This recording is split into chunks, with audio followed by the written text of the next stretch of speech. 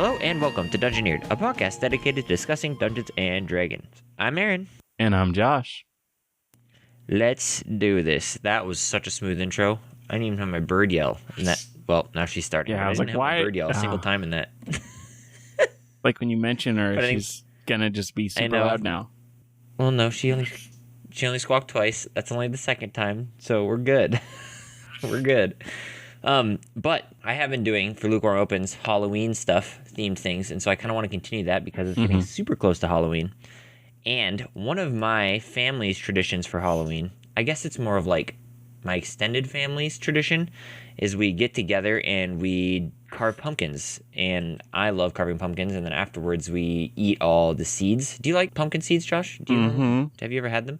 Yes, my dad roasts them in the oven. They're fantastic. They're so good. But anyway, so we get together and do that kind of stuff and then make jack-o'-lanterns. And then what we do is I don't know how this started, but we take a bunch of pictures of all of them, like all of them in a row. And then we text random friends, like 5 random friends, and then they choose which one's the best. And then whichever one gets the most votes wins the competition. So it's kind of like a friendly jack-o'-lantern competition. Which I don't even know how that started. It just kind of did. But I'm going to be honest. I'm a little sad that I've never been texted to rate your pumpkins. Yeah, I've never texted anybody to rate pumpkins, to be honest. See, I'm like, when it comes to like art levels, I am not artistic at all. Like with carving, drawing, anything like that. So my pumpkins are just like really simple. Like at one time... and this is going to be really stupid, but one time we, bunch of the unartistic cousins, we decided, hey, we're going to do something really dumb. And I carved a P, 2 of them carved O's, and another person carved a P, and we spelled poop. Wow. I know. That's real ingenuity there. It is. It truly is. But most of the time we do just like basic funny faces. But I was thinking for the Lukewarm Open, how would you run like a jack-o'-lantern in D&D? Would you make it like a combat? Would it be like a talking riddle pumpkin? What would you do? I would make it I think I would just do the classic, like, killer that has a pumpkin head. Oh, like a headless horseman, but with a pumpkin head? I guess. But yeah, like that kind of, I've always enjoyed that aesthetic, even though it's kind of silly, and it's like, just what it is silly. But there's always been something that's just kind of funny and fun about that kind of weird, it's the killer with the pumpkin on their head. But so what I would do is I would make it like have a whole backstory, and like there'd be meaning behind it. It wouldn't just be this killer who wears a pumpkin on their head. Okay, if you were to take just like a jack-o'-lantern, for example, and like make it a monster, what abilities do you think it would have? Could it like spit pumpkin seeds at you? What would it do? It's a good range attack. Yeah, I think I'd probably have it shoot seeds. Would they like explode, or would they just like hit you? I think it would definitely be fire-based. I would honestly, I wouldn't do much work for this. What I would do is I would take a flaming skull and literally just use that stat block. But make it a pumpkin.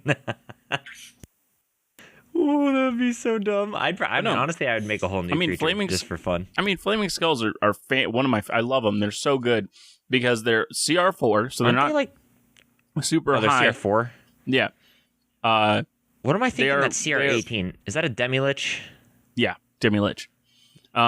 The flame skull has advantage on saving throws against spells and other magical effects. If it's destroyed, it regains all its hit points in an hour unless holy water is sprinkled on the remains. It's a spellcaster. It can cast up to 3rd level spells, and of course the 3rd level spell that it has is Fireball. But it also has Flame Spear, it has Blur, it has Shield, it has Magic Missile, which that Magic Missile is what I would reskin to look like seeds. Mage Hand. Unmissable pumpkin seeds. It also has Fire Rays. So it multi-attacks, and it can use Fire Ray twice. Fire Ray has a +5 to hit. Its range is 30 feet, and it does 3d6 fire damage, which I would make that like 1d6. I don't know. What would a pumpkin seed be? Bludgeoning or piercing? I don't know. I mean, I'd probably lean towards bludgeoning. I've never heard of a pumpkin seed piercing anybody, but I don't think I've ever seen it shot at such a velocity. But I mean, I was gonna say they're kind of arrowhead shaped though. Yeah, they are definitely arrow shaped, but that would be more like, piercing would definitely work. Piercing would be good. So I'll just make it 1d6 piercing and 2d6 fire. Wait, so do flame skulls have like a bite attack? No, they just have a fire ray, but I would give it a bite attack, like a very weak one. Not like super weak, but like it's clearly not its main way of fighting, but I think it would work. See, I would picture... okay, I got it. It would have a bite attack, and the bite attack has it's like a lycanthropy. It has a curse, and the curse turns people into the Pumpkinhead people. No. And so it causes like a whole town to be infected with this, and maybe it only happens at night, or it happens like something triggers their transformation. So the players will go in and it's a normal town, but at night all of these pumpkin-headed people will be out causing mayhem. Well, here's my thought along those lines is if I was creating like a jack-o'-lantern and we were kind of running with this idea a little bit, I would definitely make it more of a melee creature with some seeds that it could shoot. But the thought was if it like uses its bite attack and it knocks you to 0 HP, it can tear your head off, and then it uses its own pumpkins from its patch to turn you into like a pumpkin head man. So it like bites your head off and then replaces it with a pumpkin. That's kind of what what I would do is I would have little guys. So we have 3 enemies right now. The big bad of this group would be a giant one that is a mainly melee fighter that does tentacles, kind of like vines. And it totally, also absolutely. bites. And if it kills you, it either knocks your head off, bites your head off, or however it killed you, it knocks your head off in such a way. It takes your head off. And then it plants seeds in you. And that's only something that the big, like, giant one can do. Yeah, the queen pumpkin. The pumpkin queen, exactly. No, the pumpkin queen. That's perfect. And then we have the headless horseman guys with the pumpkin heads. Those dudes just bite? They just run around? No, I think they could fight. I think they would fight in a similar way to headless horsemen. They would have weapons and like whatever skills. Like they might just become basic fighters. I gotta look up headless horsemen now to see what headless horsemen normally fight with traditionally. Like they have like knights, like a knight. Yeah, that's what I thought. They also have like sometimes they have like a lantern. Yep. Yeah, you could have a jack-o'-lantern. Some are holding pumpkins up. Yep. Yeah. I know it's the headless horseman does have a common theme. So of my favorite, I don't like headless horsemen. I prefer Doolahans, which are very similar, but Doolahan is Irish. It's an Irish folklore of a female headless horseman. I mean, whatever you want is whatever you get, but I think the idea of somebody losing their head and it's like replaced the jack-o'-lantern is super awesome. Yeah. And then I do like the idea of like spellcaster pumpkins that are like flame skulls that kind of like fly around. Yeah. I'm reading up on Doolahans right now, and every single depiction I've ever seen is with a female Doolahan, but literally in this first page, the first part, it says, the story of the Doolahan comes from Ireland. He is depicted as a headless rider on a black horse. And I'm like, really? Mind blown. Because I've only ever seen, I've seen it on shows and I've never actually done research on it, but I've seen it so many places. Only ever seen it as a woman, which is so weird that, yeah. I have never even heard of Doolahan, but apparently it's just a mythological creature. Yeah, it's an Irish mythological creature. It's literally the same as Headless Horseman. Yeah, pretty much. Pretty much. The exact same. Pretty much, yeah. But I just like it because I'm Irish and I prefer. Okay, Mr. Irish over here. But that would be kind of a fun... I mean, it would be pretty silly, to be honest. Like a pumpkin town of Headless Horsemen and Flame Skull pumpkins and a Pumpkin King. But see, we'd finally learn what the Great Pumpkin was after all these years. Are we talking about Charlie Brown? We are talking about Charlie Brown. Okay, I was like, man, I'm pretty sure you're talking about Charlie Brown, but I don't want to be We're talking about wrong. the Peanuts. Yeah. Okay, I was like, man. It's a strongly held belief by Linus that the great pumpkin exists, and now we know what it is. It's this creature with vines and a mouth, and will eat you and replace your head with a pumpkin. The great pumpkin. I don't know. That's not creepy. Honestly, it's kind of creepy though. Oh, it's very creepy in the best way possible. It's a Halloween monster. Honestly, you could really create like a really fun non-pumpkin version of like this scenario. That would be super creepy. Oh, totally. Could, like, really horror-esque. But I think it's really funny with a pumpkin. It is. It truly is. In a way that I'm like, I don't want it to be anything else besides this pumpkin. I know. Oh, okay. Oh, man. Well, real topic time? I guess. But before we get into it, I am going to say this is probably, I definitely have a lot less written about this topic. And the reason why that is, I'm on call this weekend, and so I've been very busy. I got as much info as I could in the time, so I might start winging it about halfway into the topic. We'll see. It's okay. We'll work with it, you know? As you know, just speak half as fast, and then it would be the same time. As you know. Exactly, yeah. This is perfect. This is perfect. Totally listenable. Yeah. As you know, Aaron, I was on call this weekend and got called in during the times I would normally have written this. So I pretty much got no rest this weekend.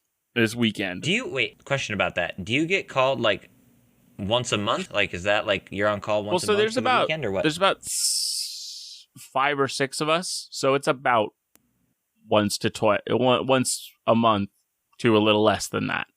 But okay, I just started this job, as we talked about in other episodes. So this is my first time on call. So this is my first time experiencing this. And thoughts? I mean, it needs to happen. Somebody needs to be there in case. Yep. So I'm or whatever. Yeah, it makes sense. But man, I'm tired. Kind of I would have liked a weekend. Normally, I catch up on sleep and kind of get prepared to work the next week, which, as I wrote here, normally a weekend is a good refresher from work, making sure you're able to be at the top of your game on Monday. Well, I'm here exhausted. But yesterday, while stuck at work, my brain was racing, and I realized something. There's a fun, important part of any world building that we have kind of ignored up until this point, that we haven't talked about or done a topic on: technology. It doesn't matter how low technology. It doesn't matter how high or low tech your world is, or that you want it to be. It's important to figure out where your world is at, though. So I decided to research one of the technologically rich worlds that I know of to give us an example of this. So this week we're going to talk about Kaladesh. Now, do you remember Kaladesh? It sounds super familiar.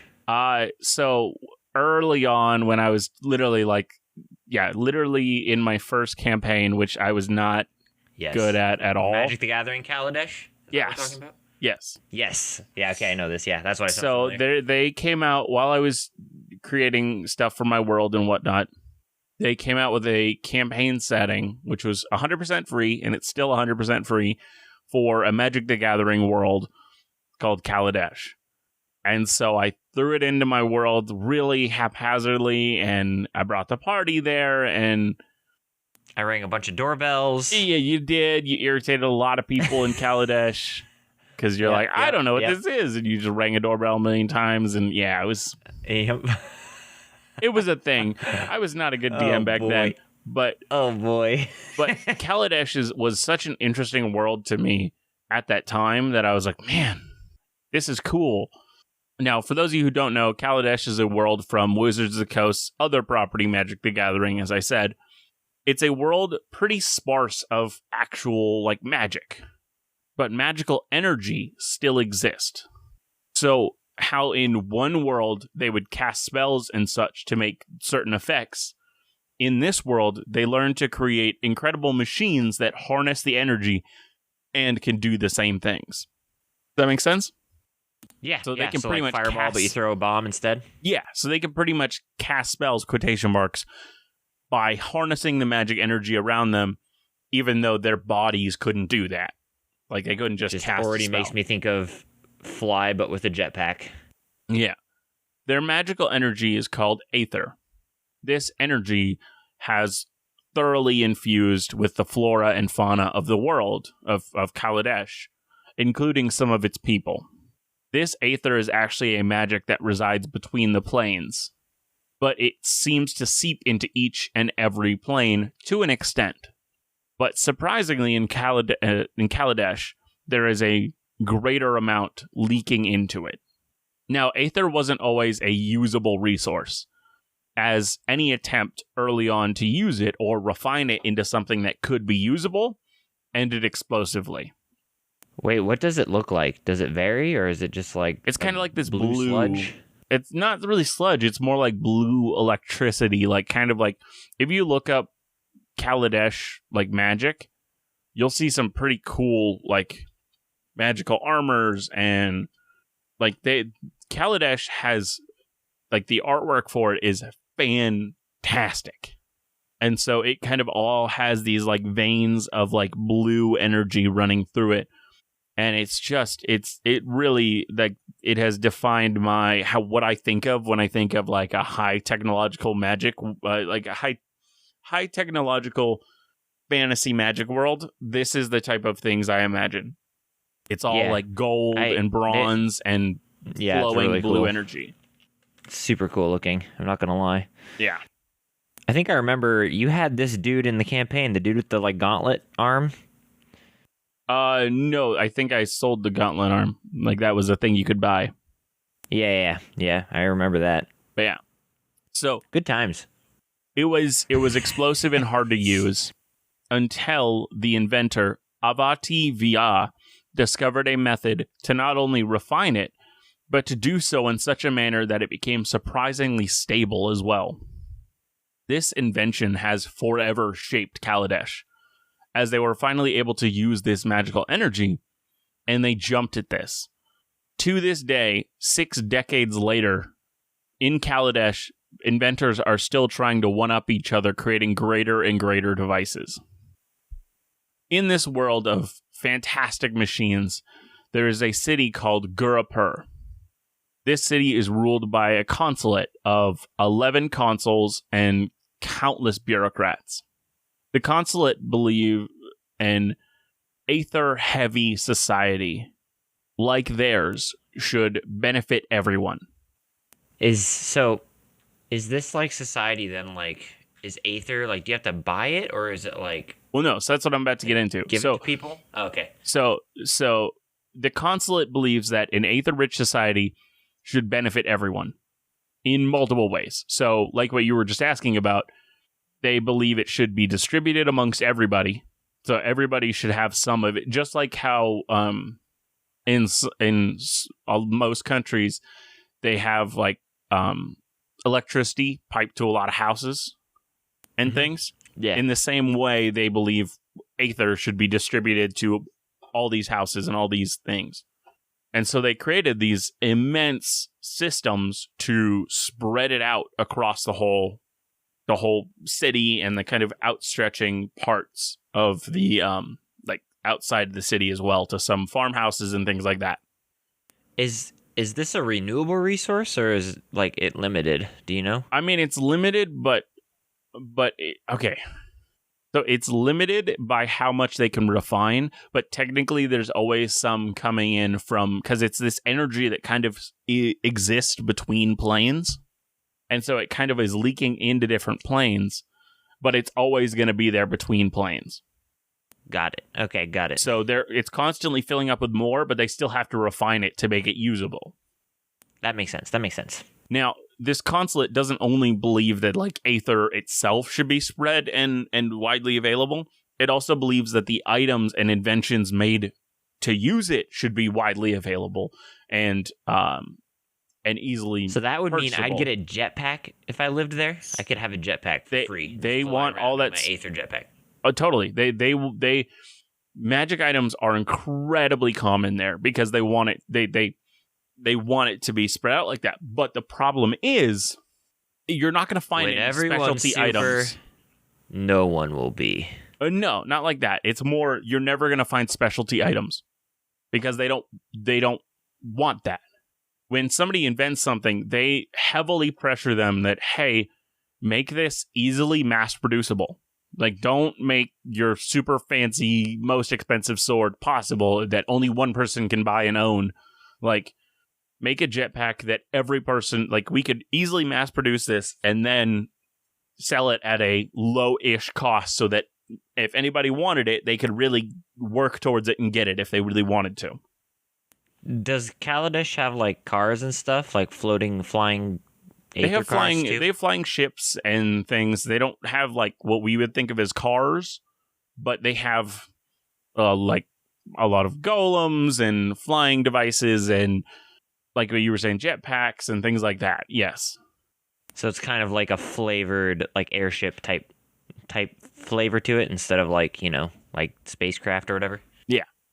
If I had to make a technological advanced nation, it'd probably be like airships and stuff like that instead of like, I don't know, some like laser rifles or whatever. But although those could be cool, shooting like Aether. Yeah, I think they have Can a they do mixture that? of both. I think they do have some like gun-like weapons that shoot like Aether or beams. Now I'm wonder gonna how- just I look. wonder- I'm just looking for stuff like that now. Yeah, But- I wonder if that like how bad that would hurt. But so in this Probably pretty bad. society, yes, they want to distribute Aether to everybody. They're trying to get everybody access to this. Their ideals have led them to putting down artistic expression, instead promoting, as I said previously, the easily mass-producible products. This doesn't go down well with everyone, especially amongst artists who were stifled by this. The consulate takes action against these people by labeling them renegades and vilifying renegades, declaring them a dangerous gang and saying that they're organized and they're trying to bring us down in this whole thing. But renegades is not a group that exists. It's just a bunch of disparate people that are angry with the status quo of Kaladesh, and they want to make these crazy magic things that are not going to be easily mass producible, but because society says no, they're not allowed to. Got it. And any who step out of line are immediately declared, oh, you're just a renegade. You're part of this evil gang trying to bring down Kaladesh. And they're ignored and disregarded by simply declaring them as to be one of these renegades. So even in a good, quotation mark, society, there are problems. Yeah, I mean, you can never please everyone. Now, I don't know how much more we need to talk about Kaladesh.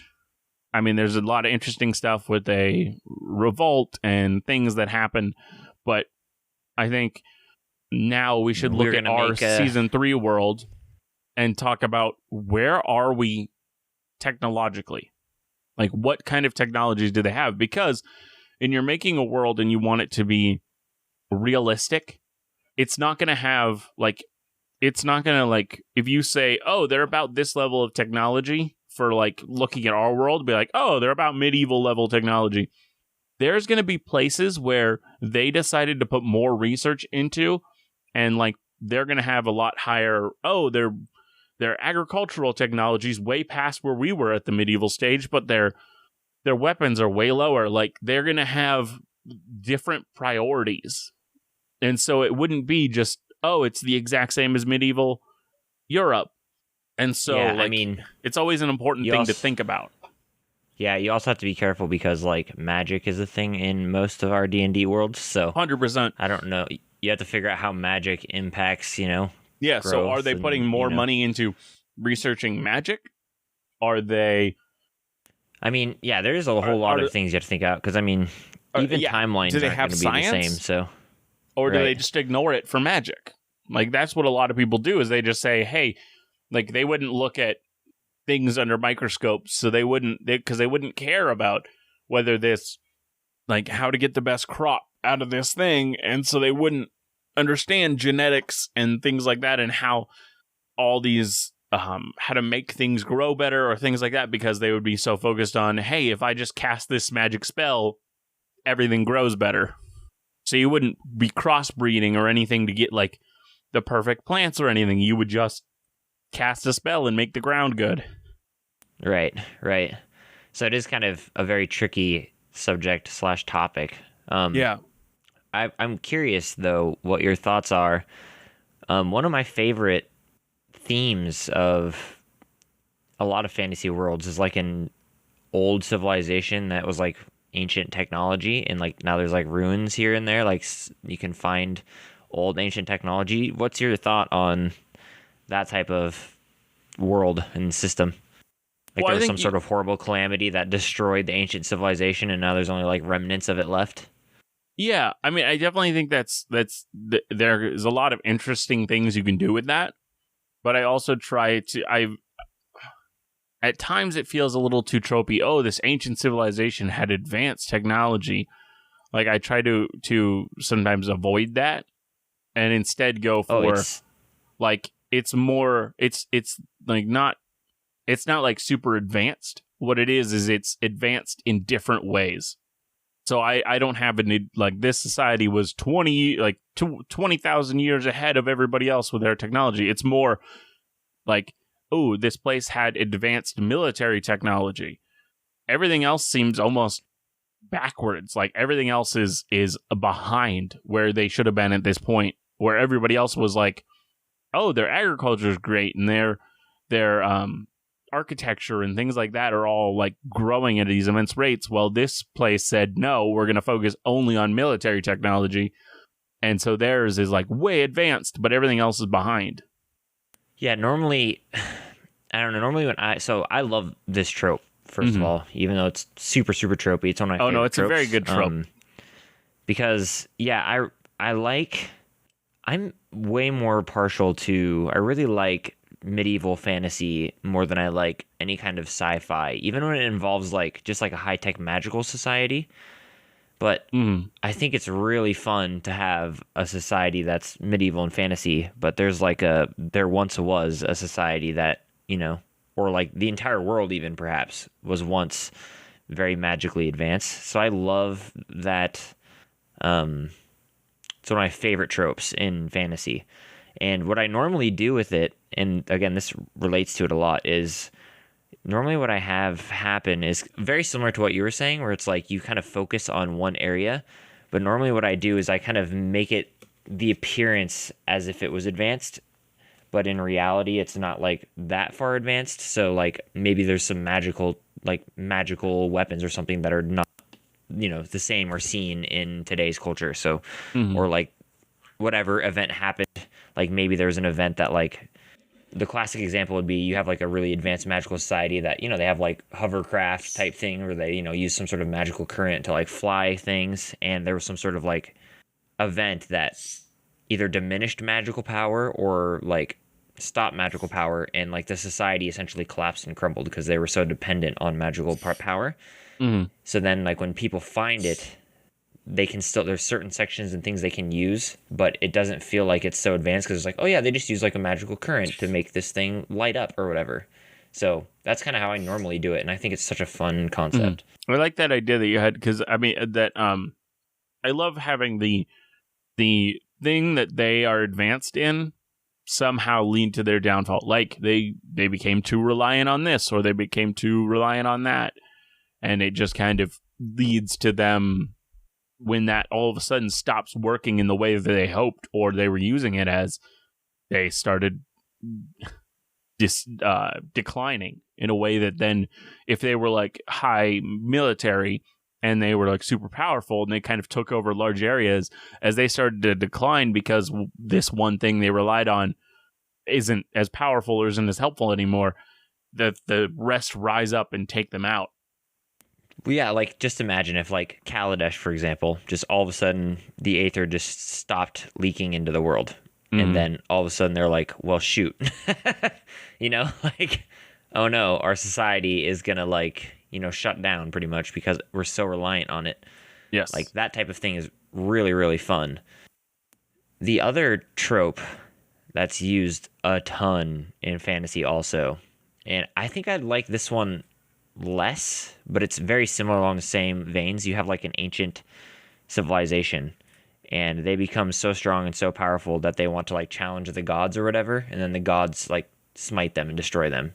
So, Mm-hmm. like I even think D&D has has stuff like this where it's like you make a floating city and it's like so strong, and like you are essentially becoming a god, and then the gods like destroy you. I like that trope, but I think I like the trope more of like you rely so heavily on a certain resource that makes you magically powerful or whatever, and then it like either runs out or there's some sort of event that like occurs, like in modern time, like electricity. If like there was some sort of like EMP blast that shut off all electricity, like it'd be a problem. Very much Like that type of thing. Yeah, that is a fun trope. So What are your thoughts on like the god trope though? Of a god crushing a civilization that was getting too powerful? Yeah, I think that would totally be a thing. And I kind of want it to be like we make it a little like biblical. So what we do is we I would say looking at the oh gosh, Tower I'm of gonna forget all names here. The wise king, the one who wanted wisdom. Solomon? No, David's son. Solomon? Was that Solomon? Okay. I don't think it was David's son, but Solomon was the wise king. Well, okay. Well, the who was the one who Solomon it was asked definitely for wisdom. Okay. I could have sworn it was King David's son, but so in the way that he asked for something and was given it, and like I think that this person cried out to save their nation and they just asked for something from the gods. I think the gods gave them the magic box, because we didn't really write where that came from, right? We don't have an origin for that. We haven't. We have nothing about the magic box besides kind of what the magic box has done. I think the magic box was given to this nation, and they began to kind of because it has to, like, the thing that it creates has to be there for, we made it like 100 years. I'd probably shorten it to like 50 years at this point or something to kind of make it solidified, maybe even 20, maybe even 25. And so every like 25 or 50, however long years, all the other nations would petition this one nation, hey, we want to be the ones to draw something from the box. And this nation became very powerful because everybody wanted to be their friend, and everyone was willing to pay them for a chance at this box. And so through this, they got super powerful and super strong with all this income and things that they had. And eventually they started to challenge the gods in such a way that this nation was smart by them. Okay. First and foremost, I think it's a really fun idea that the box was like given to humanity or whatever, or I don't even know exactly how I want the box to be made or what it does, but I love the idea of like a council of nations forming around this box, and like every year they try and like decide who gets to use the box. Well, I kind of want it to be one nation that gets too powerful because of it. Okay, yeah. Well, I was just saying I think we should throw a little bit of Kaladesh in here, and one of the nations that gets the box, they open it and they get some sort of like magical resource, like Aether, that essentially propels their society into like an technologically advanced age. So the problem is what I'm thinking is they become like greedy because this box keeps giving them this magical aura, and they're like, well, we're not going to return the box back to the World Council to dictate who gets it next. We're going to keep it ourselves. Mm-hmm. And so they keep using this box over and over and over again to produce this magical essence or whatever. And I'm not sure if I'd think it would like lead to like a giant world war where like this one nation versus like the rest of the world, because they're like, you can't do that, and it turns into this giant bloodbath where like half of civilization, three-fourths of civilization is destroyed, because it would be like marching your tribal warriors against guys with arcane blasters or whatever, like, but eventually the overwhelming numbers like defeats the nation, and we kind of skip the god aspect of it. Or we could even do like this nation defeated these nations, and then the gods were like, okay, that's enough, and they came down and destroyed it. Which I think either one of those is really fun. Thoughts? I kind of like the idea of like, instead of it being the gods smote them, it was the rest of the world like, nah, nope, not gonna allow this. And it was like the first time it would be whatever I think it would be called literally World War I by our season 3 world. I think at that point it was the world against, and maybe even had some allies like in our actual world wars, where even though it seemed like to a lot of people this one person is clearly the enemy, clearly being bad, there were people who were like, no, we'll team up with them. Yeah, I mean, they could, promise something from the box. They could promise, like, some arcane advancement. Yeah. They could promise anything like that. And I think they would probably have some allies, but I don't think it would be a lot.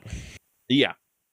But I think how I'd want it to, and this is sort of getting away from the topic, but how I'd want it to end is, like, it's hard for me to figure out how, like, the world would win unless it's just overwhelming numbers, like death by drowning in blood, because like I think so many people. I think it would be like, maybe it's like the axis of power. There's like 3 major people on both sides, like 3 major nations on both sides, and I think the 3 nations that are attacking, maybe like we add a little bit of the gods in, and that they blast 3 heroes to rise up from each nation. From each of the nations fighting against the people at the box. And so these heroes went on to help win the war. Okay, I like that idea. And now their lineage is like super diluted, and like everybody claims like, oh, I'm like 1/64th of this hero's lineage. But like they're still like, that lineage is super respected to this day. So, okay, I like that a lot. And I like this idea of the gods had like blessed these nations that were not given the benefit of the box. And how I would see it ending is like, honestly, I don't see a conclusion to the war necessarily, but I see a conclusion like somebody stole the box from the powerful nation.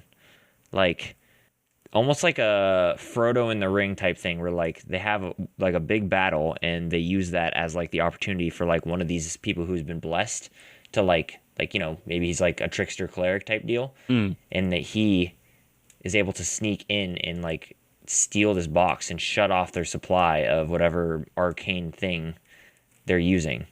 Because I think that would be a really interesting start of the era of the box. Like, after now that so many people have died, this one person was able to steal the box and essentially reuse it to do something else. Yeah.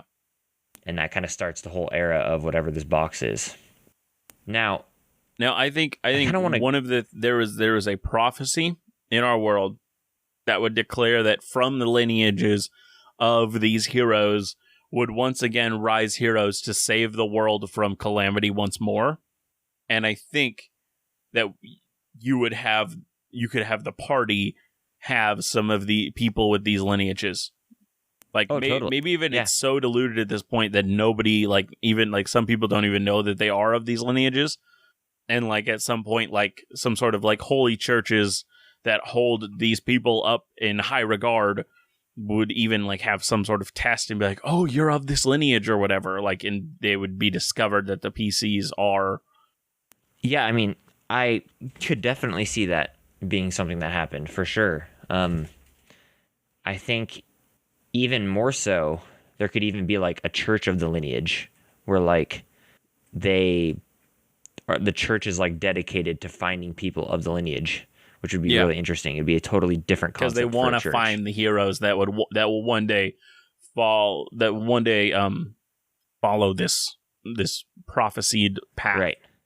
Yeah. So I think it'd be really interesting to have a whole concept of like a church of the lineage where they're literally seeking and searching for this like lineage, this ancient lineage, and they're trying to, develop tests and find out, how they can test for or see how somebody can be part of this lineage. And I think that'd be a really fun, interesting idea for a church. But I think that's a whole episode in itself. That would be really fun to dive into and explore.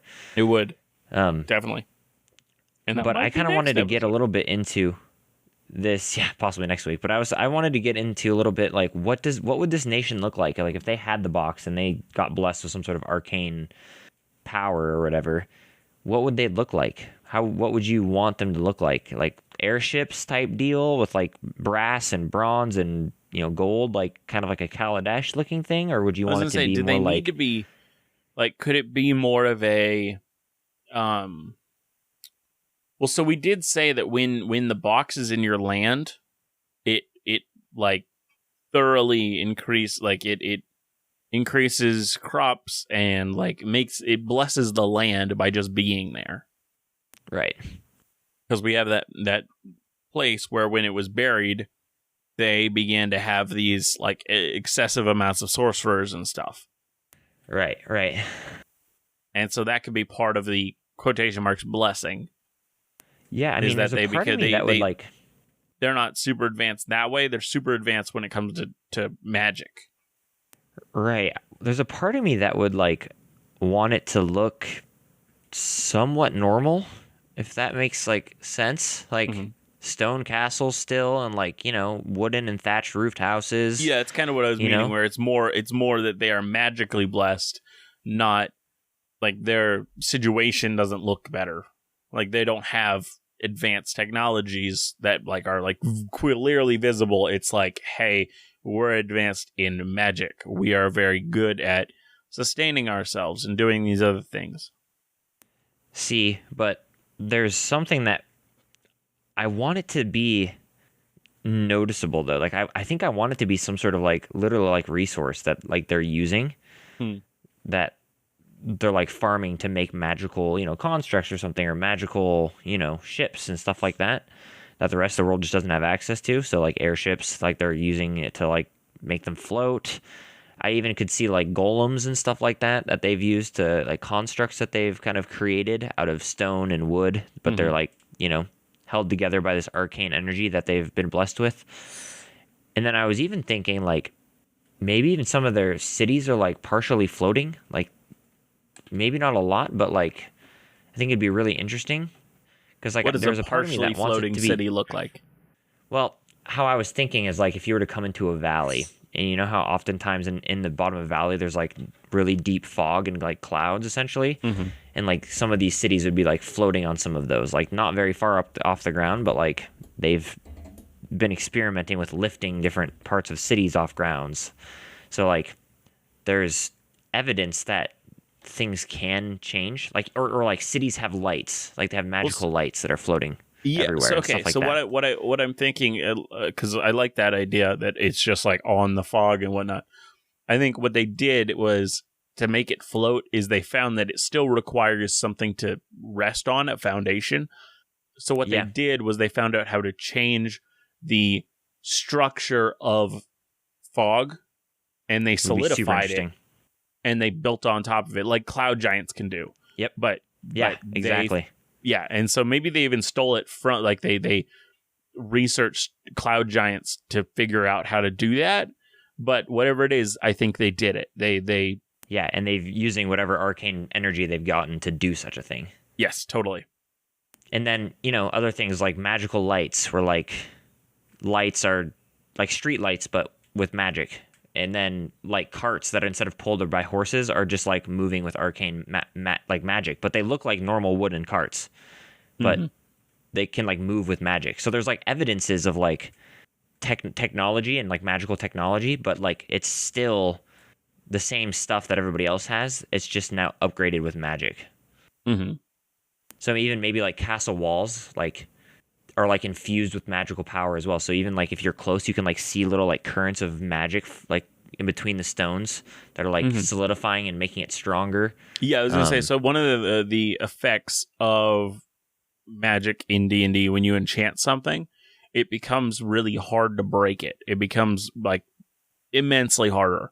So one of the things I did in like my last campaign was I literally there were walls that were enchanted to smell nice, because simply putting that enchantment on the wall makes it stronger. And so maybe like putting it on something big takes a lot of whatever this resource is. So majority of the world doesn't have that. But these people had the ability to enchant a large, like a castle or a large building of some sort. And so the players will go into these like ancient cities and see like a fully intact castle. Right. Yeah. Because it just didn't wear away with time. Right. That's kind of what I was thinking. And I think that'd be really fun. And not, I mean, honestly, kind of a different take, because most of the time it's like Kaladesh, where it's like, you know, these beautiful bronze and copper spires that, you know, sail up into the air, you know? But instead it's like current level technology, but just kind of upgraded with magic. Mm-hmm. And even like maybe the party could find like a wagon that can literally push itself with magic. Like it's just enchanted with some sort of magical essence. Mm-hmm. What do you think these people would be like in this society? That is a big question, my friend. Huh? What, I mean, do we want them to feel like they're better than everyone else, or do we think they're not? Like how I don't know. I'm trying to think like if real life, if a group is more technologically advanced than another group, do we look down upon them? I think occasionally certain people, at least certain people of that group, definitely look down on other people. But there's also sometimes where one group will say, hey, like, here's some technology to kind of help lift you up. So, I mean, that would be an interesting idea of like defectors who are like trying to give magical technology to some of these nations. Mm-hmm. That'd be a super interesting idea. So every once in a while, like you have, you know, a magic cart in, you know. I think they speak in a different. I think this civilization has a unique language all their own. So the people that are giving magic to other, or trying to, they're called translators, because they're translating it into a different language so that common folk can read it. Which would be really interesting. Yeah, post thing to have like a group of translators who are trying to like uncover these like old books and secrets of this nation as well. Yeah. And I also was thinking too, and I don't know if you like this idea, but I hate it. It's a terrible idea. One of my favorite magical constructs, I guess, in any kind of show or book or anything, are like walking castles. I would love to see one of the like couple of those, like moving fortresses. Those would be really fun too. Now, do you think it's like literally has legs and walks, or is it like floats? Either or, to be honest. Either or. Or do you think it's on the back of a magic creature?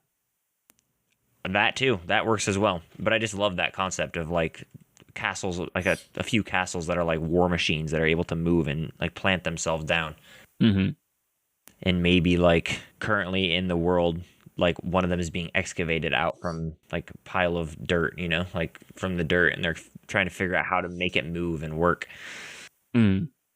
Which, how would it even move? How would you even control it? A large crystal that requires a group of 12 mages all thinking in unison and putting their magical energy into it.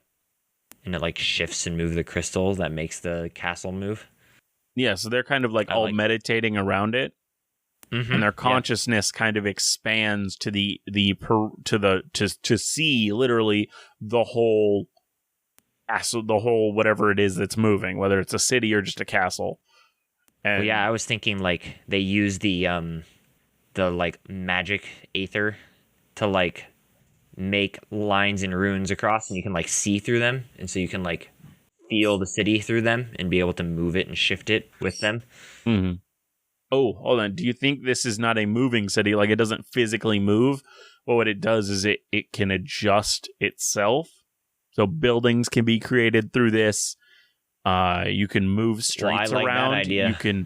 You can, because there was a world in a podcast that I love called Friends at the Table, and they had a season of their show called Marielda, and it's this all about this city Marielda that has like it has really cool lore about like the gods and how all it works, but part of it is that the city is kind of this automated thing, and so it'll just like change and shift, and the people that live in it just kind of have to learn to live in however it changes, and it's dictated by a god, and they're just like they don't know what the god's thinking or why the god does these things. They just kind of have to figure out how to live with it. So all of a sudden there's a new building. Okay, we got to figure out is people living there? Are we doing something with it? What's going on? No, I love that idea, but I think I want to combine both. So I want to say like there's moving cities that just only move, and then there's like they're like crown city or crown like castle and stuff can like they've developed it so much that they can like shift and move buildings and streets and create new ones out of this like magical essence, and it's like the most arcane advanced city that they have. I think that'd be super cool. Mm-hmm.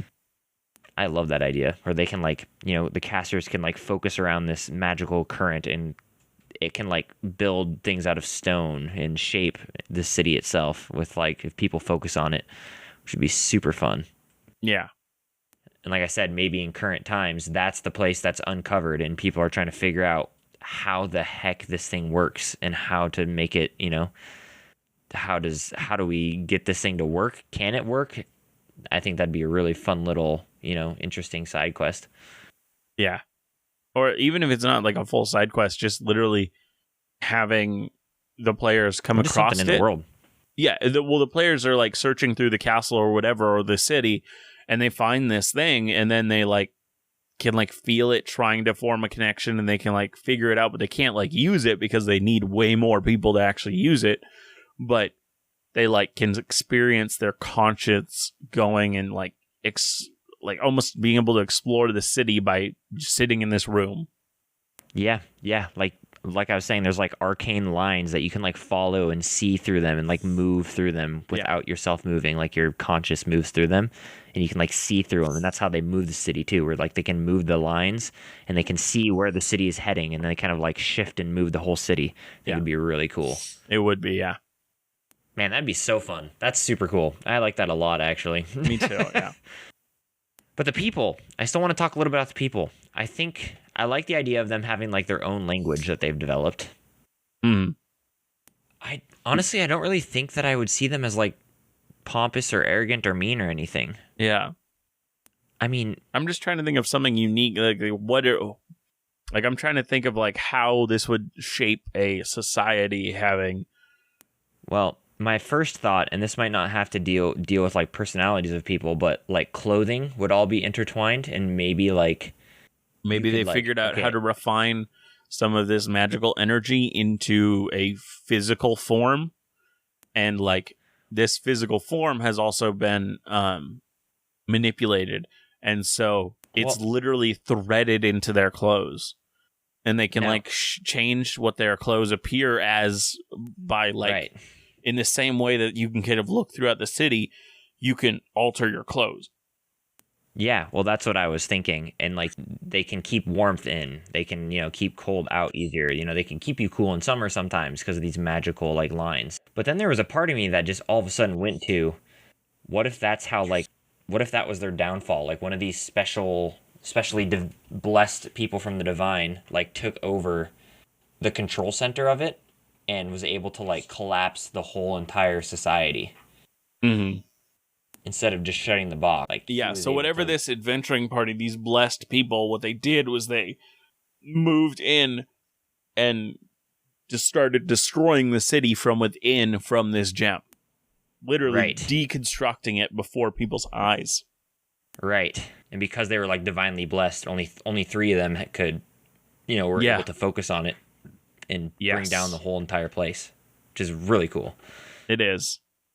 Do you think, now, I'm going to go into the little bit more messed up portion of this.